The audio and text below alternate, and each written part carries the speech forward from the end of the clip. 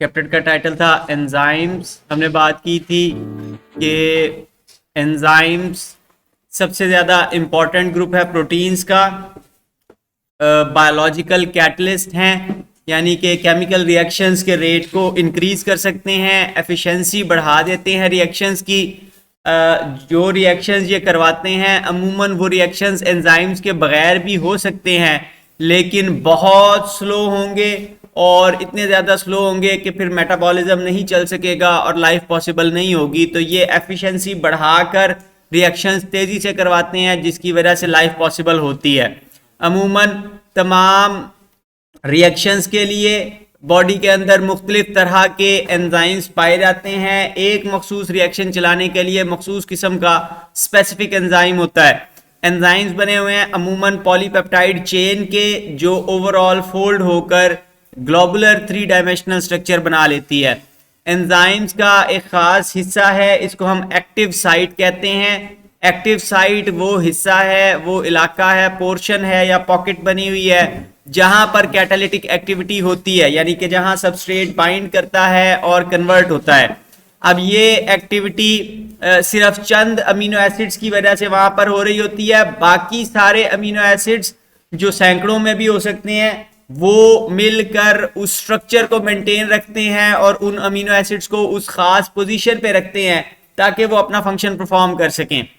Substrate उस substance को हम कहते हैं जिसके ऊपर एंजाइम एक्ट करता है और उसको प्रोडक्ट में कन्वर्ट करता है। फिर बहुत सारे एंजाइम्स को काम करने के लिए साथ एक हेल्पर चाहिए, एक नॉन प्रोटीन पार्ट चाहिए जिसको हम कोफैक्टर कहते हैं।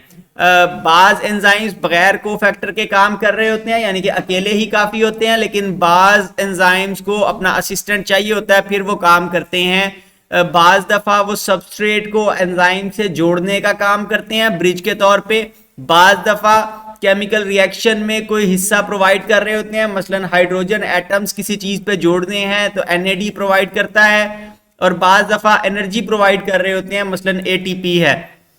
तो 3 तरह के कोफैक्टर्स होते हैं। हैवी मेटल कोफैक्टर्स को एक्टिवेटर्स कहते हैं, यानी कि अगर वो हैवी मेटल के आयंस हैं, मैग्नीशियम, आयरन, कॉपर या जिंक वगैरह के, तो इनको हम एक्टिवेटर कहते हैं। उसके मुकाबले में अगर प्रोटीन वाले हिस्से के साथ नॉन प्रोटीन पार्ट परमानेंटली जुड़ जाए कोवलेंट बॉन्ड के जरिए से, तो इसको प्रोस्थेटिक ग्रुप कहते हैं। इसकी एग्जांपल हीमोग्लोबिन है, चैप्टर 14 में आएगी।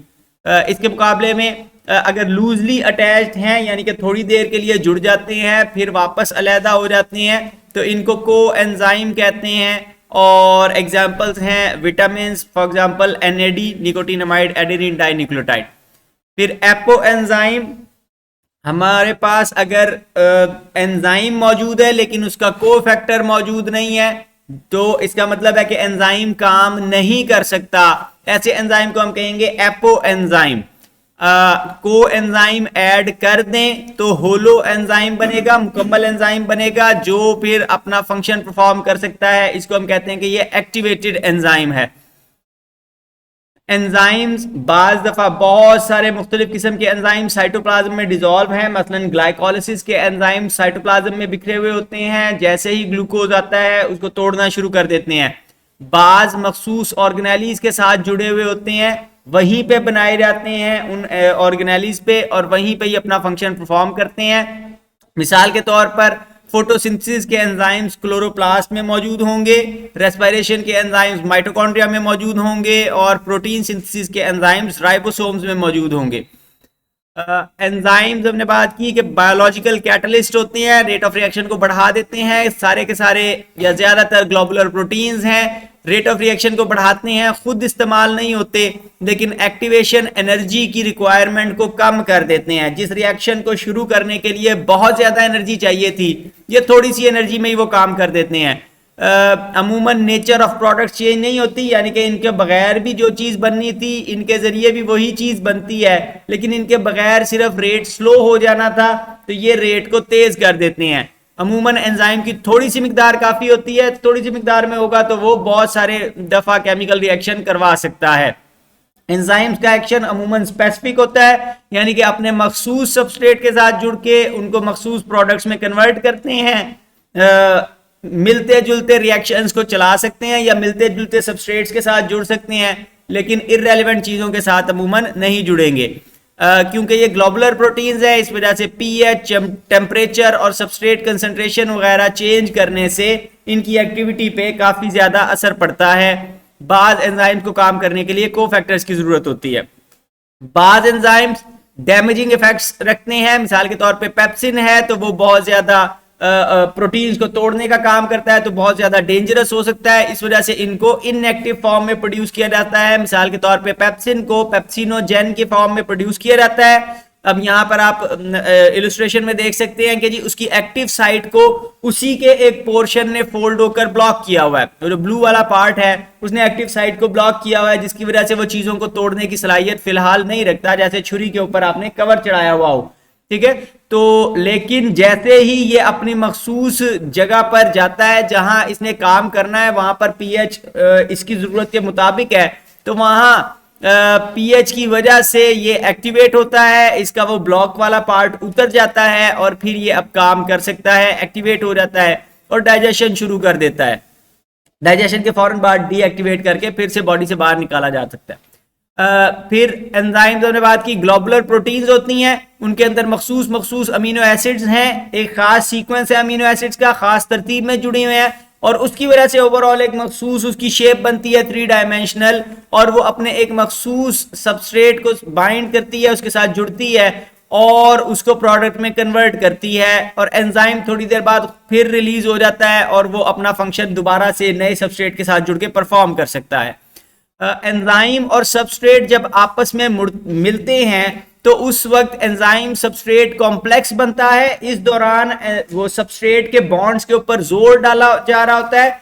ये ऐसे ही है कि अगर आपको आपके बाजू पे मुक्का मारा जाए तो आपको तकलीफ होगी, लेकिन अगर आपकी बाजू मोड़ के मुक्का मारा जाए तो फिर क्या होगा, ज्यादा तकलीफ होगी, ज्यादा हो सकता है हड्डी टूट जाए, ठीक है। तो एंजाइम्स भी यही काम करते हैं कि उन्होंने सबस्ट्रेट को उसके बॉन्ड्स के ऊपर जोर लगा रहे होते हैं और उसकी वजह से जब हल्का सा उसके ऊपर कोई दूसरा एटम आके मसलन हाइड्रोजन या हाइड्रोक्सल आयंस आके अटैक करते हैं तो वो बॉन्ड्स आसानी से टूट जाते हैं, ठीक है। तो वो बॉन्ड्स के ऊपर स्ट्रेन डालते हैं और उसकी वजह से बॉन्ड्स आसानी से टूट सकते हैं। एक्टिव साइट के ऊपर मखसूस चार्ज बियरिंग साइट है, यानी कि वहां पे ऐसे अमीनो एसिड लगे हुए हैं जिनके ऊपर चार्जेस वगैरह होते हैं, उसकी वजह से एंजाइम और सबस्ट्रेट के दरमियान अट्रैक्शन होती है, वो वहां रुक जाता है। मतलब अमीनो एसिड्स इस तरह से अरेंज हैं, उसकी कॉइलिंग इस तरह से हुई भी है कि वो सबस्ट्रेट को अटैच कर सकते हैं अपने साथ। तो 2 पोर्शन होते हैं एक्टिव साइट के, एक को बाइंडिंग साइट कहते हैं। बाइंडिंग साइट की जिम्मेदारी है कि वो सबस्ट्रेट को रिकॉग्नाइज करे, पहचान सके ताकि कोई इररिलेवेंट चीज वहां पर ना आए। और कैटालिटिक साइट होती है जिसका काम उस सबस्ट्रेट को तोड़ना है फिर, ठीक है। जब बाइंडिंग साइट पहचान लेती है तो फिर कैटालिटिक साइट एक्टिवेट होती है और वो चीजों को तोड़ सकती है। बाज़ दफा हमने देखा कि इनहिबिटर्स बाइंडिंग साइट के साथ तो जुड़ जाते हैं लेकिन कैटालिटिक साइट को एक्टिवेट नहीं कर पाते, इस वजह से वो नहीं चलता। लॉक एंड की मॉडल प्रपोज किया था एमिल फिशर ने 1890 में। उसने ये बताया कि एंजाइम और सबस्ट्रेट आपस में मिलकर कैसे एक्ट करते हैं। तो उसने कहा कि जैसे एक मखसूस ताले की एक मखसूस चाबी होती है और उनके दरमियान वो ताले के अंदर एक पॉकेट बनी हुई है, एक सुराख बना हुआ है जिसके अंदर एक मखसूस शेप है और वो मखसूस शेप की वजह से की और ताला आपस में कंपैटिबल हैं, वो एक्ट करते हैं, काम करते हैं। तो इसी तरह एंजाइम और सबस्ट्रेट आपस में जुड़ते हैं। एंजाइम के अंदर एक मखसूस पॉकेट होती है और उस पॉकेट की शेप इस तरह से एडजस्टेड है कि सबस्ट्रेट उसके साथ जुड़ सकता है, ठीक है। अब इसमें गलती ये की जा रही है कि यहाँ पर समझ रहे हैं कि एंजाइम एक सॉलिड स्ट्रक्चर है, रिजिड स्ट्रक्चर है जो चेंज नहीं हो सकता, फ्लेक्सिबल नहीं है। वो रिएक्शन से पहले, रिएक्शन के दौरान और रिएक्शन के बाद में जैसा होता है वैसा ही रहता है। लेकिन बाद के एक्सपेरिमेंटल रिजल्ट से पता लगा कि ऐसा नहीं है, बल्कि एंजाइम की शेप रिएक्शन के दौरान चेंज हो सकती है। तो इसकी बुनियाद पर फिर कोशलैंड ने नया आइडिया प्रपोज किया और उसने कहा कि जब सबस्ट्रेट और एंजाइम आपस में जुड़ते हैं तो उस दौरान सबस्ट्रेट के जुड़ने की वजह से एंजाइम की शेप में तब्दीली आती है और एंजाइम उस तब्दीली की वजह से कैटालिसिस परफॉर्म करने के काबिल होता है।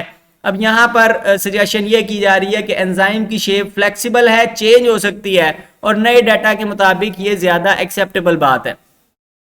फिर बाज एंजाइम्स आपस में मिलजुल कर काम कर रहे होते हैं, एक सीरीज ऑफ रिएक्शंस चलती है और एक एंजाइम का प्रोडक्ट अगले एंजाइम का सबस्ट्रेट बन जाता है, फिर उसका प्रोडक्ट उससे अगले एंजाइम का सबस्ट्रेट बन जाता है और इस तरह तरतीब में छोटे छोटे स्टेप्स में एंजाइम कन्वर्ट करते जाते हैं, सबस्ट्रेट को थोड़ा थोड़ा कन्वर्ट करते हैं, लेकिन इन दी एंड बहुत ज्यादा फर्क बन जाता है। तो अमूमन एंजाइम्स बड़ी तरतीब के साथ मौजूद होते हैं, सबस्ट्रेट एक से दूसरे में मूव करता जाता है और स्मॉल स्टेप्स में कन्वर्जन होती जाती है जब तक फाइनल प्रोडक्ट ना बन जाए। मिसाल के तौर पे फोटोसिंथेसिस है तो सीरीज ऑफ रिएक्शंस है, इसी तरह ग्लाइकोलिसिस है तो ये भी सीरीज ऑफ रिएक्शंस है जिसके दौरान प्रोडक्ट थोड़ी थोड़ी कन्वर्ट होती जाती है। फिर एंजाइम्स को कब पता लगता है कि काम करना है या नहीं करना है, तो उसके लिए फीडबैक मैकेनिज्म्स होते हैं एंजाइम्स के, दो तरह के हो सकते हैं, नेगेटिव फीडबैक हो सकती है और पॉजिटिव फीडबैक हो सकती है। नेगेटिव फीडबैक को हम इनिबिशन कहते हैं। बायोकेमिकल पाथवेज में अमूमन फाइनल प्रोडक्ट जो बन रही है अगर वो सेल के अंदर ज्यादा जमा हो जाए तो वो जाकर पहले वाले एंजाइम को ब्लॉक कर देती है, उसके साथ किसी ऐसी जगह पर जाकर जुड़ती है कि फिर वो सबस्ट्रेट को साथ मतलब उसके साथ रिएक्ट नहीं कर सकता, तो इस वजह से फिर रिएक्शन रुक जाता है और मजीद प्रोडक्ट नहीं बनती। उसके मुकाबले में पॉजिटिव फीडबैक को कहते हैं प्रिकर्सर एक्टिवेशन। प्रिकर्सर का मतलब है कि अगर सबस्ट्रेट का लेवल सेल के अंदर बहुत ज्यादा हो जाए तो वो बाज दफा जाकर रिएक्शन को किसी एंजाइम को जाकर एक्टिवेट करता है, उसके साथ जाकर जुड़ता है, उसको जगाता है कि भाई देखो इतने सारे सबस्ट्रेट पड़े हुए हैं अब कन्वर्जन शुरू कर दो, तो वो जाकर एंजाइम के साथ जुड़ता है और उसको एक्टिवेट करता है और उससे फिर प्रोडक्ट में कन्वर्जन शुरू हो जाती है। आहिस्ता आहिस्ता सबस्ट्रेट की कंसंट्रेशन कम होना शुरू हो जाती है, जब सबस्ट्रेट की कंसंट्रेशन बहुत कम होगी तो रिएक्शन खुद ब खुद रुक जाएगा। फैक्टर्स जो एंजाइम्स को अफेक्ट करते हैं, अमूमन चूंकि एंजाइम की एक्टिविटी डिपेंड करती है स्ट्रक्चर के ऊपर, इस वजह से हमने पढ़ा कि वो ग्लोबुलर प्रोटीन्स हैं, तो ग्लोबुलर प्रोटीन्स अमूमन बहुत ज्यादा सेंसिटिव होती हैं, तो जो फैक्टर्स उनके स्ट्रक्चर को डिस्टर्ब कर सकते हैं वो एंजाइम की एक्टिविटी को भी अफेक्ट करते हैं। मिसाल के तौर पे सबस्ट्रेट कंसंट्रेशन है, एंजाइम की कंसंट्रेशन है, टेम्परेचर है, पीएच है और इनहिबिटर्स हैं। ये 5 फैक्टर्स हैं जिनकी वजह से एंजाइम की एक्टिविटी चेंज हो जाती है। एंजाइम कंसंट्रेशन सबसे पहला फैक्टर है, जितने ज्यादा एंजाइम के मॉलिक्यूल्स होंगे उतनी ज्यादा एक्टिव साइट्स होंगी, उतने ज्यादा सबस्ट्रेट जुड़ सकते हैं एक्टिव साइट के साथ और उतनी तेजी से कन्वर्जन होती जाती है। तो रेट डिपेंड करता है अमाउंट ऑफ एंजाइम पे। आप 0 से शुरू करें, एंजाइम की कंसंट्रेशन बढ़ाते जाएं, एंजाइम ज्यादा करते जाएं तो वो ज्यादा तेजी से कन्वर्जन करता जाएगा अगर सबस्ट्रेट बहुत ज्यादा मिकदार में अवेलेबल है। ठीक है, तो सबस्ट्रेट अनलिमिटेड हो तो अगर आप एंजाइम की मिकदार डबल कर देंगे तो रेट ऑफ रिएक्शन भी डबल हो जाएगा।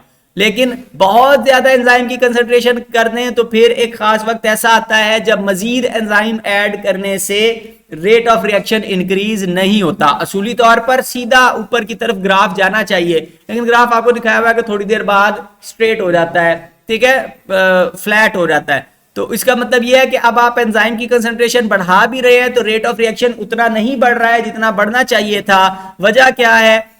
इसको हम कहते हैं लिमिटिंग कंसंट्रेशन। एक खास हद से ज्यादा एंजाइम के मॉलिक्यूल हो जाएं तो वो रुक जाते हैं, काम करना छोड़ देते हैं, बाज काम कर रहे होते हैं, बाज मॉलिक्यूल्स काम नहीं कर रहे होते।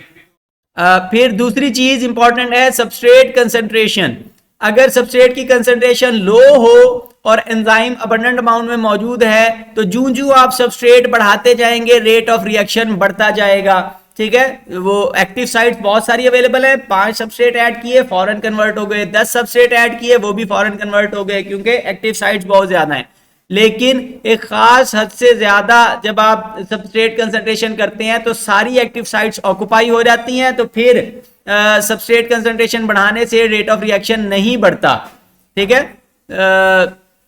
फिर तीसरी चीज टेम्परेचर है। टेम्परेचर काइनेटिक एनर्जी प्रोवाइड करता है जिसकी वजह से मॉलिक्यूल्स मूव करते हैं। जब मॉलिक्यूल्स मूव करते हैं तो उनके दरमियान कोलिजन होता है, कोलिजन होने की वजह से फिर वो कन्वर्ट होते हैं किसी प्रोडक्ट्स में। लेकिन अब हीट से एक्टिवेशन एनर्जी मिलती है, एक्टिवेशन एनर्जी भी आपको चाहिए रिएक्शन को स्टार्ट करने के लिए, तो वो भी फायदेमंद है। लेकिन जब आप एक खास हद से ज्यादा टेम्परेचर बढ़ाते हैं तो उस वक्त फिर एंजाइम्स डीनेचर होना शुरू हो जाते हैं। अगर टेम्परेचर बहुत ज्यादा होगा तो एंजाइम डीनेचर हो जाएंगे और वो अपना फंक्शन परफॉर्म नहीं कर सकेंगे। तो जीरो से टेम्परेचर बढ़ाते जाएं, एक्टिवेशन एनर्जी मिलती जाएगी, कोलिजन ज्यादा होते जाएंगे तो रेट ऑफ रिएक्शन बढ़ता जाएगा। एक खास हद पे जाके जब आप टेम्परेचर बढ़ाएंगे तो रेट ऑफ रिएक्शन नीचे की तरफ आ जाएगा। तो जिस पॉइंट पे रेट ऑफ रिएक्शन मैक्सिमम था उसको हम ऑप्टिमम टेम्परेचर कहते हैं। ऑप्टिमम टेम्परेचर वो टेम्परेचर है जिसके ऊपर एंजाइम मैक्सिमम एफिशिएंसी के साथ काम कर सकता है। हमारी बॉडी के ज्यादातर एंजाइम्स 37 डिग्री सेंटीग्रेड के ऊपर काम करते हैं, लेकिन बाद इससे कम टेम्परेचर पे भी काम कर सकते हैं और इससे ज्यादा पे भी कर सकते हैं। चौथी चीज है पीएच वैल्यू। पीएच हम कहते हैं हाइड्रोजन आयंस की कंसेंट्रेशन को मेजर करते हैं 1 से लेकर 14 तक। एक जो है वो एसिडिक पीएच होता है, 14 वाली बेसिक पीएच होती है, 7 न्यूट्रल पीएच है। तो पीएच के वजह से हाइड्रोजन आयंस की अमाउंट चेंज हो जाती है और अक्सर एंजाइम एक नैरो रेंज ऑफ पीएच के अंदर काम करते हैं। रेट ऑफ रिएक्शन डिपेंड करता है कि वो पीएच अवेलेबल है या नहीं है। पीएच में चेंज आए, आप हाइड्रोजन आयन ऐड कर दें या हाइड्रोजन आयन वहां से निकाल दें तो उसकी वजह से अमीनो एसिड्स के चार्जेस के ऊपर इफेक्ट पड़ता है और फिर वो अपना फंक्शन परफॉर्म नहीं कर पाते। यानी कि जहां पर सबस्ट्रेट ने जाकर बाइंड करना था वहां पे हाइड्रोजन आयंस जाके बाइंड कर लेंगे। हाइड्रोजन आयन बहुत छोटे हैं, वो कहीं पे भी घुस जाते हैं, तो वो जाकर एक्टिव साइट को ब्लॉक कर देंगे और फिर वो काम नहीं कर सकेगा।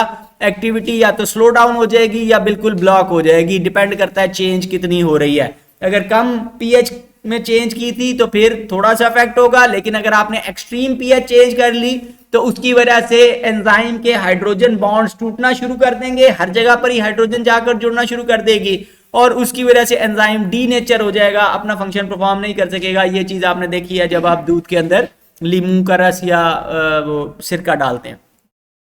फिर एक और फैक्टर जिसकी वजह से एंजाइम्स की एक्टिविटी इनहिबिट हो जाती मतलब अफेक्ट होती है वो इनहिबिटर्स कहलाते हैं। इनहिबिटर्स ऐसे सब्सटेंसेस हैं जो एंजाइम के साथ रिएक्ट करते हैं लेकिन प्रोडक्ट में कन्वर्ट नहीं हो सकते और इस वजह से वो वक्ती तौर पर या परमानेंटली एंजाइम की एक्टिविटी को ब्लॉक कर देते हैं। एग्जाम्पल्स हैं पॉइजन्स, जितने भी जहर आपने नाम सुने हुए हैं वो अमूमन इंपॉर्टेंट एंजाइम्स को ब्लॉक करते हैं। मिसाल के तौर पे हम कीड़ों को मारने के लिए जो जहर इस्तेमाल करते हैं वो उनके नर्वस सिस्टम के एंजाइम्स को ब्लॉक कर देता है जिनकी वजह से उनकी डेथ हो जाती है। एंटी मेटाबोलाइट्स हैं जो डीएनए सिंथेसिस को ब्लॉक कर देते हैं और ये कीमोथेरापी में कैंसर सेल्स को मारने के लिए इस्तेमाल होते हैं। एंटीबायोटिक्स हैं जो ऐसे एंजाइम्स को अफेक्ट करते हैं जो बिलखुसूस बैक्टीरिया में पाए जाते हैं, तो ये जिस्म में बैक्टीरिया की ग्रोथ को रोकने के लिए इस्तेमाल करते हैं। और दवाइयां हैं जो मखसूस किस्म के एंजाइम्स को जाकर ब्लॉक करती हैं, मिसाल के तौर पे दर्द का एहसास पैदा करने वाले एंजाइम्स को ब्लॉक कर देती हैं जिसकी वजह से आपको वक्ती तौर पर दर्द नहीं होता। इनहिबिटर्स दो तरह के हैं, इरिवर्सिबल है और रिवर्सिबल है। इरिवर्सिबल इनहिबिटर्स ऐसे इनहिबिटर्स को कहते हैं जिनका असर खत्म नहीं किया जा सकता।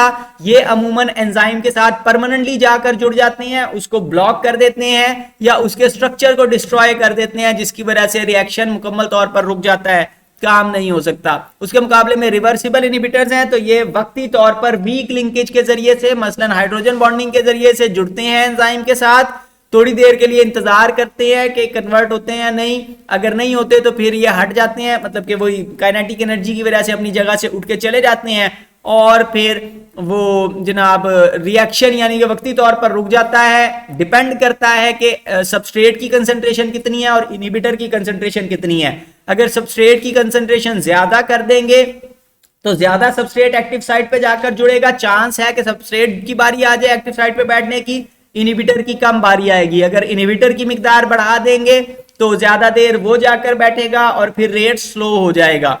तो ये जो रिवर्सिबल इनहिबिटर्स हैं ये दो तरह के होते हैं, कॉम्पिटिटिव इनहिबिटर्स और non competitive inhibitors. Competitive inhibitors वो इनहिबिटर्स हैं जिनका स्ट्रक्चर एक्टिव साइट से मैच करता है, तो ये एक्टिव साइट पर जाकर बैठने की कोशिश करते हैं और इंतजार करते हैं कि मेरी कन्वर्जन होती है या नहीं होती है। लेकिन मतलब इनकी शेप थोड़ी थोड़ी सबस्ट्रेट से मैच करती है लेकिन मुकम्मल तौर पर मैच नहीं करती, तो इस वजह से एंजाइम इनको कन्वर्ट नहीं कर सकते और ये वक्ती तौर पर एक्टिविटी को ब्लॉक कर देते हैं, प्रोडक्ट नहीं बनती। उसके मुकाबले में नॉन कॉम्पिटिटिव इनहिबिटर्स हैं तो ये एंजाइम के साथ कॉम्प्लेक्स बनाते हैं लेकिन एक्टिव साइट पर जाकर नहीं जुड़ते, एक्टिव साइट के अलावा किसी जगह पर जाकर जुड़ते हैं और उसकी वजह से एंजाइम का स्ट्रक्चर मॉडिफाई कर देते हैं और इस वजह से फिर प्रोडक्ट नहीं बनती, सबस्ट्रेट भी जुड़ नहीं सकता।